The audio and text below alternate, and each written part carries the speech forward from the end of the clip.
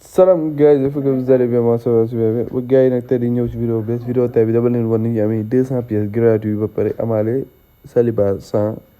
voilà donc gars yi boo leen bëggee xam loolu yëpp ma leen wax ngeen seetaan vidéo ba mu jeex mais aussi ngeen like vidéo bi partage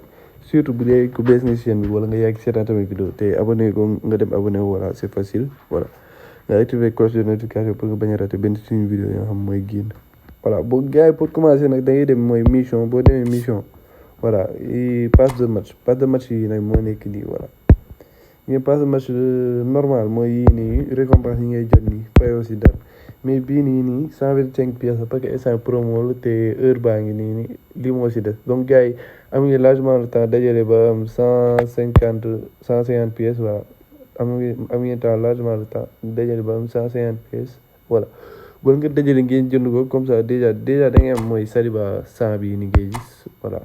Saliba bii nii voilà te dafa graw voilà ok mais aussi voilà boo demee fii nii en fonction nombre de match yi ngay joué 15e match boo joué ba 15e match dañuy am 50 pièces nga joué ba 25e nga am 50 ba 35 nga am 50 ba 45 tamit nga am 50 loolu boo ko boole muy 200 déjà yow 125 nga si def voilà nga am 200 pièces en retour automatiquement boo jëndee bu dee joué nga match yëpp boo jëndee automatiquement da ngay amaale 200 pièces donc c'est bénéfique voilà te da ngay am Saliba presque day mel ni gratuit la donc gars yi fexe leen gaaw ngeen dem lijjanti ko voilà c'est facile et tout voilà jaajëf